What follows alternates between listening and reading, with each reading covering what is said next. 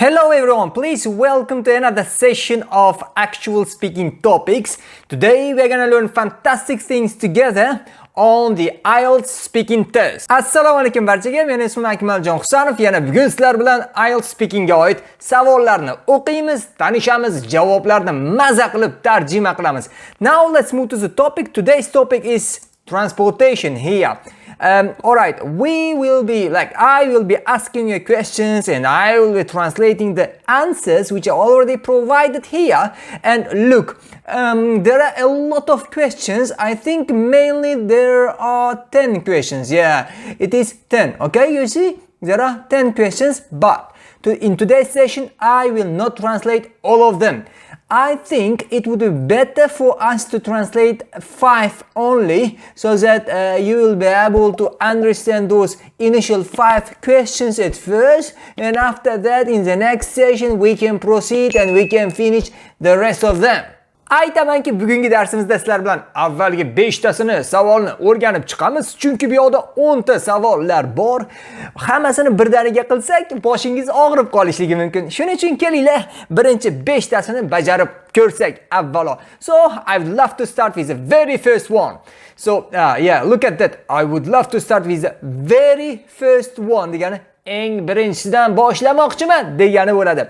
What's the most popular means of transportation in your hometown? Qarang, what's the most popular means of transportation? It means eng mashhur bo'lgan transport turi qaysi biri bo'ladi? In your hometown, sizning qishlog'ingizda yoki ona shahringizda deganga tarjima qilinadi hometown. Okay, now let's read the band 9 answer. Kelinglar band 9 answerni o'qib ko'rsak birgalikda. Without any doubt, hech qanday shubha yo'qki, I would say motorbikes. Men aytgan bo'lardimki, motorbikes degani bu mototsikllar. Demak, yaxshi fraza bo'ldi. Without any doubt degani shubhasiz ayta olamanki bo'ldi. Endi bu yoqda yana bitta joyiga e'tibor bering. Would degani I would say motorbikes. Men motorbikelar degan bo'lar edim. Deysiz-ku, tasavvuringizda men motorbikelar degan bo'lardim. Boshqalar nima deydi? Meni qiziqtirmaydi, lekin men motorbikelar, ya'ni mototsikllar degan bo'lardim. Ma'nosida would-dan foydalandi gapiruvchi. Okay, let's continue. Almost everyone travels by motorbike. Deyarli hamma, almost everyone, deyarli barcha insonlar travel, sayohat qiladi. Nima orqali? By motorbikes bo'lish kerak, bu yoqda s qolib ketgan yoki by a motorbike bo'lish kerak edi. Xullas, ozgina xatoligi bor, hech qisi yo'q. By motorbikes. Deyarli barcha insoniyat motorbike, ya'ni mototsikllar orqali sayohat qiladi deyilindi.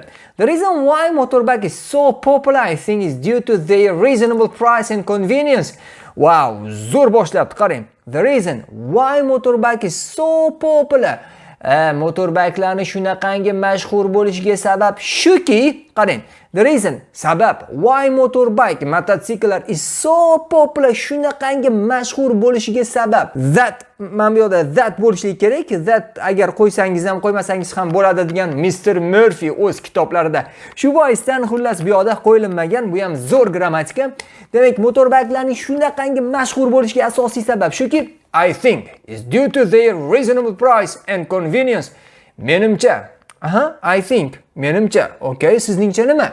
Is due to ga ko'ra. Due to nima degani? Ga ko'ra degani bo'ladi. Demak, because of ning sinonimi. Kelinglar shuni yozib qo'yinglar. Due to degani bu because of ning sinonimi bo'ladi.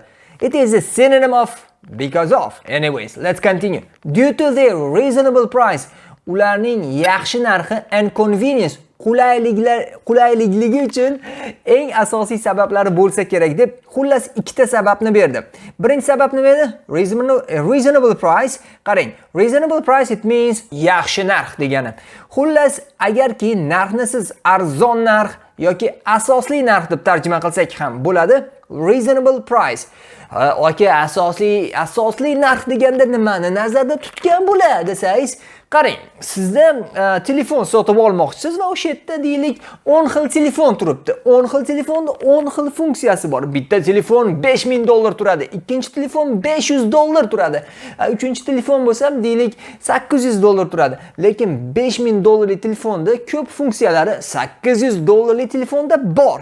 Demak, siz aytsangiz bo'ladiki, well, This phone costs around $800 and it is reasonable price. Menimcha bu telefon $800 turar ekan, lekin bu reasonable price. Asosli narx. Chunki why? Because it has got all the functions, almost all the functions that $5,000 phone has got. Demak, $5,000 telefonda qanaqangi funksiyalar bo'lsa, bunda ham o'sha narsa bor. Shuning uchun I think it is reasonable price deb qo'yasiz. Xullas, reasonable price yozib oling, zo'r collocation bo'ladi. And convenience qulayligi uchun deyilingan. Let's continue. They also extremely varied in terms of size, color and quality. Thus a wide variety of choices is available for everyone. Xo'p, qarang. They also extremely vary in terms of size. Ular judayam extremely degani judayam varied, xilma-xil bo'ladi, okay? They also extremely varied. Nimada xilma-xil demoqchisiz desangiz, in terms of degani shunaqangi yo'nalishlarda, ya'ni mana bu quyidagi narsalari bilan, quyidagi xususiyatlari bilan, in terms of quyidagi xususiyatlar bilan desak bo'ladi. Misol uchun size, birinchisi size, razmeri bilan. Ikkinchisi color, nima bu? Rangi bilan. Then quality va sifati bilan. Xullas, they nima edi? Motorbikelar extremely varied, xilma-xil bo'ladi. In terms of size, razmeri, color, it is like rangi va quality sifatiga ko'ra ular xilma-xil bo'ladi. Thus, shuning uchun nima degani? Shuning uchun degani. Juda ham ko'plab talabalar aynan ushbu so'zni thus deb o'qib qo'yishadi. Albatta buni thus emas, balki thus deb o'qishimiz lozim bo'ladi. Shuning uchun degan ma'noda foydalanasiz. A wide variety of choices is available for everyone. A wide variety of choices degani xilma-xil variantlari. Choice bilasiz, bu tanlovlar yoki variant deb qo'yamiz yoki option deb ham ataymiz ingliz tilida. So a wide here, let's look at this. Buni qanday o'qiymiz? Wide. Bunisichi variety of choices. A wide variety of choices. Judayam keng optionlar, variantlar bor, is available for everyone. Barcha uchun bor. Nimani variantlari bor desangiz, albatta mototsikllarniki demoqchimiz. So, this is the first answer to the first question. Birinchi savolga birinchi javob bo'ldi va bu yoqda kitob muallifi ozgina vocabularylarni yoritib qo'ygan. Without any doubt, there is no doubt that degan expressionlar bilan. A wide variety of collocation, a number of range of things of the same general class that is distinct in character or quality. Deb ushbu narsalarni sizga ta'riflab berib qo'ygan, ammo men tarjima qilib berdim. Shu boisdan bu yog'ini o'qib tarjima qilmasak ham bo'ladi degan umiddaman. Alright, let's continue to the second question. How often do you take buses? Qanchada bir siz avtobuslar olib turasiz? Almost every day, deyarli har kuni. Since my house is so far away from my university, it is impossible for me to travel by motorbike. So, since degani bu chunki ma'nosida kelyapti. Because buni avval ham gaplashgan edik. Because degan ma'noda. Since my house is so far away from my university, mening uyim universitetdan juda ham uzoqda bo'lganligi uchun, qani uzoqda? So far away, juda ham uzoqda bo'lganligi uchun, it is impossible for me. Bu menga deyarli imkoni yo'q. Qarang. It is impossible kim uchun? For me. Men uchun buni deyarli imkoni yo'q. Nimani imkoni yo'q desangiz, to travel by motorbikes. Mototsikllar orqali sayohat qilishlikni imkoni yo'q. Shu yerda by a motorbike bo'lish kerak edi yoki by motorbikes bo'lishligi kerak edi. Ozgina o'sha xatolik bor ekan, hech qisi yo'q. Xullas, menga imkoniyati yo'q bo'ladi mototsikllar orqali sayohat qilishni, chunki ham juda ham uzoq degan ma'noda tarjima qilindi. Davom etamiz. In addition, unga qo'shimchasiga, ya'ni o'sha tepadagi mototsikldan foydalanmaslikka yana qo'shimcha bitta izoh beradigan bo'lsam degani, in addition bilib qo'ying. Agarki siz bir nimaning yaxshi tomonlarini, bir nimaning yomon tomonlarini, xullas biror narsani tushuntirayotgan bo'lsangiz, keyingi qo'shimcha qilib yana bir gap aytsangiz, o'sha paytda in additionni ishlatishingiz kerak bo'ladi. Misol uchun, Anton do'stim haqida gapiradigan bo'lsam, my friend Anton is a really good guy, you know. First of all, he is strong. He shows his strengths at any case, you know. In addition, qo'shimchasiga, he is also a handsome boy. U chiroyli, ko'rkam yigit. Qarang, birinchidan Anton kuchlik dedim. In addition, uning qo'shimchasiga he's a handsome guy. U ko'rkam yigit deb qo'ydim. Demak, ikkinchidan demadim, balki in addition dedim. Zo'r. Demak, siz ham shundoq desangiz bo'laveradi. In addition, the air is heavily polluted by exhaust fumes and traffic jams always take place, especially during peak hours. Qarang, qo'shimchasiga the air qanday o'qilar ekan bu so'z? Air emas, balki it is like a British pronunciation. Endi o'zimcha men talaffuz qilayotganimda UK pronunciationga taqlid qilaman. Shuning uchun the deb o'qiysiz va shu yerda mana bu the deb o'qiladi. Nima uchun desangiz, unlik harfdan avval the article kelsa, biz the o'qiymiz deb video darsda Smart English'da tushuntirgan edik. Yodingizda bo'lsa kerak deb o'ylayman. Davom etamiz. The air is heavily polluted. Havo juda ham qattiq zaharlangan bo'ladi. Nimadan? Qarang, by exhaust fumes. Exhaust degani bu chiqindi, fumes gazlar degani. Misol uchun fabrikalardan yoki avtomobillardan chiqayotgan chiqindi gazlar. And traffic jams va traffic jam degani bu avtomobillarning serqatnovligi, zichligi degani. Traffic jam orqali yoki exhaust fumelar orqali ob-havo is heavily polluted. Shu yerda e'tibor bering, polluted desak bo'lar edi, ammo nima dedik? Heavily polluted. Nima degani bu heavily polluted? Degani juda ham og'ir ifloslanadi degani heavily. It is a good collocation, bu zo'r collocation. O'sha narsani yozib qo'ysangiz bo'ladi. Misol uchun something is heavily polluted. No, you don't need to say something is polluted. You can say something is heavily polluted. Great job. Demak, always take place. Shu ifloslanish hamda bu trafik jamlar doimo o'rin oladi. Doimo bor degan ma'noda always take place, especially during peak hours. Ayniqsa peak hourlar vaqtida deb qo'yildi. Okay, let's say peak hours. What are the peak hours? Peak hourlar o'zi nima desangiz, bu bilasiz chas peak deyiladi rus tilida. Ertalab misol uchun saharlabda mashinalar qatnovi juda ham ko'p bo'ladi. Barcha insoniyat ishga shoshilayotgan vaqtda yoki obeddan so'ng soat 4:30-6 lar atrofida odamlar hammasi ishdan qatnayotgan va qaytayotgan vaqt bo'ladi. O'sha davrlarni biz chas peak, ya'ni peak hours deb qo'yamiz. Aynan o'sha paytlarda deyaptim, juda ham ifloslanish bo'ladi, trafik jamlar bo'ladi demoqchi. Keling davom etamiz. Thus, shuning uchun I prefer to take the bus. Shuning uchun men avtobus olishni afzal ko'raman. To save time, vaqtni tejashlik uchun. Save gasoline. Gasoline degani benzinni tejashlik uchun. And causing less pollution. Va kamroq ifloslanishga sabab bo'lishlik uchun. Ya'ni aytdiki, I prefer to take the bus. Men avtobus olishni yaxshi ko'raman. Shu yerda bir nimaga e'tiboringizni qaratmoqchiman. How often do you take buses? Qanchada bir avtobuslar olib turasiz desa, bu inson almost every day. Men har kuni olaman. Chunki my house is far away from my university. Demak, universitetdan ancha uzoqda va mototsiklda sayohat qilish qiyin va mototsiklda ziyonlari bor deb turib, oxirida yana o'sha birinchi savolga, ya'ni how often do you take buses ga to'xtalyapti. Bu ajoyib javob. Chunki sizning javobingiz coherency and cohesion nuqtai nazaridan albatta javobga, ya'ni savolni to'liq va deylik aniq javob berishligi lozim bo'ladi. Deylik sizdan banan haqida so'rasa, siz olma haqida gapirmang. Bu inson zo'r qildi. Birinchidan avtobusdan har kuni foydalanishligini aytdi, mototsikl mumkin emasligini tushuntirdi va oxirida yana avtobusni takrorlab qo'yapti. I prefer to take the bus. Avtobus olishni afzal ko'raman. Vaqtni tejashlik uchun, to save time, gasoline and causing less pollution va kamroq ifloslanishlikka sabab bo'lishlik uchun dedi.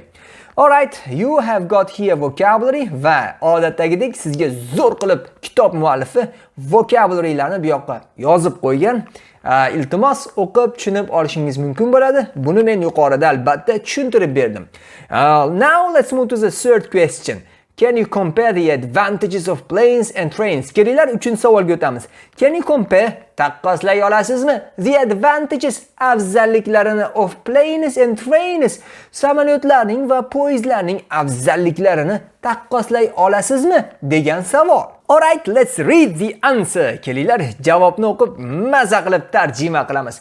Planes and trains regularly depart and arrive on time. Planes samolyotlar va poyezdlar regularly depart and arrive on time. Regularly degani muntazam degani. Depart uchib ketadi yoki joyidan qo'zg'aladi biror joyga borishlik uchun means depart, okay? Misol uchun o'sha samolyot o'z joyidan siljiydi. Dubayga uchib ketayotgan bo'lsangiz O'zbekistondan siz samolyotni jilishligini nima desa bo'ladi? Bu uchishlikni boshlashligini demoqchimiz. Depart deyiladi. Of course, there is a word called take off degan fraza ham bor. Albatta, bu samolyotning ko'tarilishligi take off. Double F bilan yoziladi. Take O-F-F deyiladi. Anyways, so planes and trains regularly depart and arrive on time.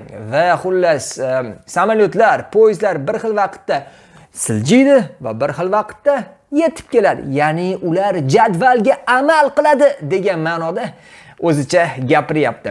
Plus, qarang, plus degani bu qo'shimchasiga. Yuqorida nima degan edik? Biz aytgandikki, in addition degan edik. Yodingizdami? In addition. Endi hozir nima bo'ldi bu? Plus bo'ldi. Demak, siz informalda faqatgina yodingizda tuting. Informal conversationda plus desangiz bo'ladi. Qo'shimchasiga degani in additionni xuddi o'zi ma'no jihatidan mutlaqo farqi yo'q. There are many convenient facilities catering particularly to certain groups of passengers. There are bor, nimalar bor? Many convenient facilities. Judayam qulay sharoitlar bor. Facility degani sharoit deb qo'ysak bo'laveradi. Misol uchun qarang. Convenient qulay, facilities sharoitlar bor. Qanaqa qulay sharoitlar bo'lishi mumkin desangiz, catering particularly to certain groups of passengers. Qarang, catering degani xizmat qiladi. Kimga? Particularly asosan to certain groups of passengers. Aynan alohida gruppadagi passajirlarga xizmat qiladigan qulay sharoitlar bor deb qo'yilindi va bu endi ikkalasi haqida, planes va trains haqidagi gap edi. Davom etamiz. However, lekin traveling by plane is clearly time saving and enjoyable in terms of on-board services like meals or comfortable seats, while traveling by train offers you a chance to see the world outside, admire the views from their seats. Deb qo'ydi. Qarang, however, shunga qaramay traveling by plane, samolyotda sayohat qilish. Xullas, yuqorida plane va trainni ikkalasini o'xshash jihatlarini aytib oldi va advantage'larni solishtirmoqchimiz. Endi however deb turib, shunga qaramay degandan so'ng plane'lar haqida gapni boshladik. Ya'ni samolyotlar haqida gapni boshladik. Traveling by plane, samolyotda sayohat qilish is clearly time saving. Albatta vaqtni tejaydi. Clearly degani oydin ko'rinib turibdiki, vaqtni tejaydi. And enjoyable va zavqli in terms of on-board services. On-board service degani bu, bilasizki, samolyotda o'tirganingizda sizga stewardessalar aytgancha shu yerda bitta savol bor. Stewardessani nima deb qo'yadi desam, aka air hostess deyiladi deyishingiz kerak. Yes, you are right. So, stewardessalar sizga xizmat ko'rsatadi bortda. Bort degani bu samolyotning ichida o'tirgan joyingizni, ya'ni samolyotning ichki qismini board deyiladi. On board services like meals, taomlar bor, comfortable seats, qulay o'rindiqlar bor. Xo'sh, biz samolyot haqida gapirib bo'lganimizdan so'ng while deb taqqoslashlikni boshladi. Nimani taqqoslayapti desangiz, endi samolyotni gapirdimi, bu yog'iga poyezdni taqqoslaydi. Qarang. Traveling by train offers you a chance to see the world outside. Poyezdda sayohat qilish offers. E'tibor bering-da shu joyga iltimos. Traveling by train degan mana bu gerund bo'ldi. Gerund mavzusini, ya'ni gerund deb qo'yishadi.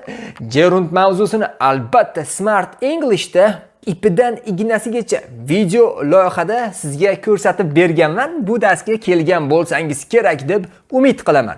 While traveling by train offers demak poyezdda sayohat qilish dedimi? Endi offer bo'lmaydi. Nimaga deysizmi? Chunki bu gerund bo'lyapti-ku. Buni darsda gaplashganmiz-ku, deyman.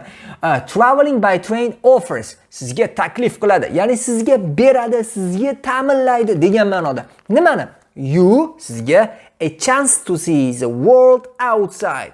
Sizga chance beradi. Shans bu deylik shans degani rus tilida, imkoniyat degani o'zbek tilida. Qanaqangi imkoniyat beradi menga desangiz, to see ko'rishlikka, the world outside tashqi dunyoni ko'rishlikka sizga imkoniyat beradi. Admire the views. Admire degani bu zavq olmoq degani bo'ladi va views bu manzara degani. Manzaradan zavq olishlikni from their seats. O'z o'rindiqlaridan siljimagan holatda.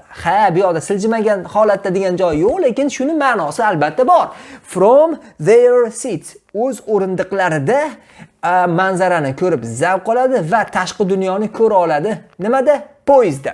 Xo'sh, e'tibor bergan bo'lsangiz, bitta gapda poyezd hamda samolyotlarni taqqoslagan gapiruvchi va bu zo'r javob deyiladi. Keling davom etamiz. It is totally a great experience for most train travelers. Bu juda ham zo'r experience bo'ladi. Ya'ni experience degan tajriba bo'ladi, hayotidagi bir lavha bo'ladi. For most train travelers, aksariyat poyezdda sayohat qiluvchilar uchun bu juda ham zo'r zavq va shavqli hayot lahzasi degan ma'noda gapiryapti. And here the most important thing is most train travelers degani bo'ladi. Qarang. Train travelers degani poyezdda sayohat qiluvchilar. Most aksariyati degani bo'ladi. Xo'sh, 4-savolga o'tamiz. Is driving to work popular in your country?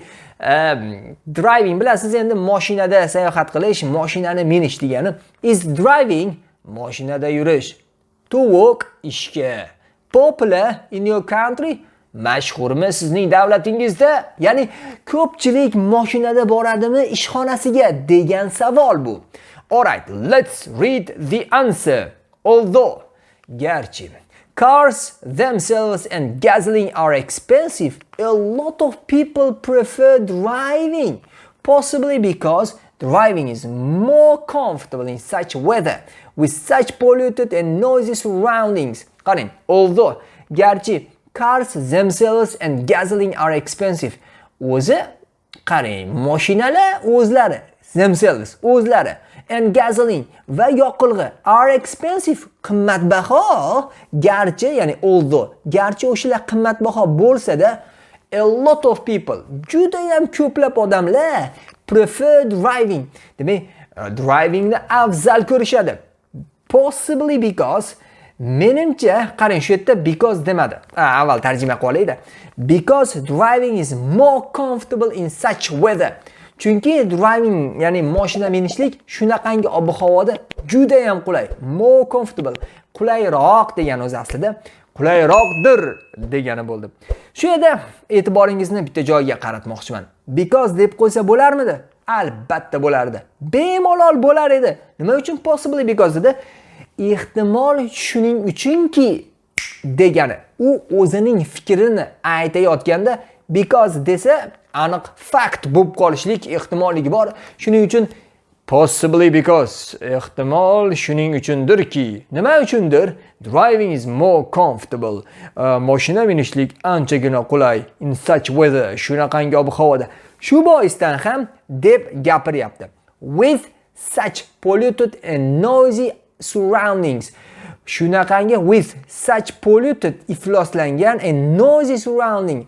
Shovqinli surrounding bilan mashinada yurish ancha qulayroq deb tarjima qilamiz. Yeah, surrounding means atrof muhit. Sizni o'rab turgan. Hozir kechirasiz, meni tinglayotgan vaqtingizda qayerdasiz desam, I am in the bus right now. Hozir men avtobusdaman deysiz. Avtobusda bo'lsangiz atrofingizda odamlar bo'lsa kerak, shunday emasmi? If you are in the bus, I believe there might be some people, aren't they? So, this is the question. Noisy surrounding degani shovqinli atrof degani bo'ladi, okay? So, I hope you are not in the noisy surrounding. Now, let's move to the fifth question. Kelinglar endi oxirgi 5-savolni o'qiymiz. Do you think people will drive more in the future? O'ylaysizmiki, odamlar kelajakda ko'proq mashinalar minsalar kerakmi? Deyapti. Aka, mashina degan joyi yo'q-ku. Qani mashina desangiz, yo'q. Drive degani o'zining ichiga mashinani oladi. Shu boisdan ham mashina deyishligimiz shart emas. Ingliz tilida you can just say drive and I understand you are talking about cars. Siz shunchaki drive desangiz, men mashina haqida gapirayotganingizni tushunaman albatta. Bo'ldi, tushundik. Keling javobni o'qing desangiz, xo'p bo'ladi. Boshladik. If you are talking about India, agar siz India haqida gapirayotgan bo'lsangiz, savolni yana bir tarjima qilamiz. Do you think people will drive more in the future? Kelajakda odamlar ko'proq mashinalar minishadi deb o'ylaysizmi desam, if you are talking about India, agar India haqida gapirayotgan bo'lsangiz, Hindiston, to'g'rimi? Hindiston haqida gapirayotgan bo'lsangiz, no, yo'q. I don't think it is possible. Menimcha, uning imkoni yo'q. Even in the future, hattoki kelajakda ham. Nimani kelajakda ham imkoni yo'q desangiz, odamlar ko'proq mashina minishligini imkoni yo'q Hindistonda degan javob bo'ldi. Cars and gasoline are becoming unaffordable for many people these days. Endi o'shuni sababini gapiruvchi tushuntirib bermoqchi. Cars and gasoline, avtomobillar hamda yoqilg'ilar are becoming unaffordable. Unaffordable degani qurbi yetib bo'lmaydigan bo'lib boryapti. Are becoming yapti, what deymiz-ku, ing. Qurbi yetib bo'lmaydigan bo'lib boryapti. For many people, aksariyat ko'plab odamlar uchun qachon? These days, ushbu kunlarda. Xo'sh, demak, kelajakda imkoni yo'q odamlar ko'proq mashina minishligini, buning asosiy sababi cars bilan gazolinlar qimmatroq bo'lib borayotganligidir, dedi. Plus, endi unga yana bitta qo'shimcha point, ya'ni urg'u berib bitta nuqtani aytmoqchi. Qani nima der ekan? The transport infrastructure in various regions in India is not appropriate for cars. Transport infrastrukturasi. Infrastrukturasi degan bu transport yo'llari, ko'priklari va hokazo, tunnellari va hokazolari. Xullas tushuning, transport infrastruktura degani transport yo'llarini tuzilishi, shularni o'z ichiga oladi ushbu lug'at. Okay. In various regions, har xil regionlarida, ya'ni tumanlarida, viloyatlarida, in India, Indiyada, Hindistonda is not appropriate for cars, mashinalarga mos kelmaydi. Xullas qo'shimcha bitta nuqta berdiki, transport infrastrukturasi juda ham xilma-xil joylarda, ya'ni Indiyaning har xil joylarida is not appropriate, to'g'ri kelmaydi for cars, avtomobillarga. Shuning uchun avtomobil minsangiz ham maza qilmaysiz degan ma'noda gapiryapti menimcha. Alright, ladies and gentlemen, 5 tani tarjima qildik. I hope you enjoyed today's session. Menimcha bugungi darsdan maza qildingiz deb umid qilaman. Please continue watching Smart English. Smart Englishni tomosha qilishda davom eting and please join Smart English va Smart English o'quv markaziga qo'shiling. Birgalikda ingliz tilini maza qilib o'rganamiz. See you next time. Bye bye.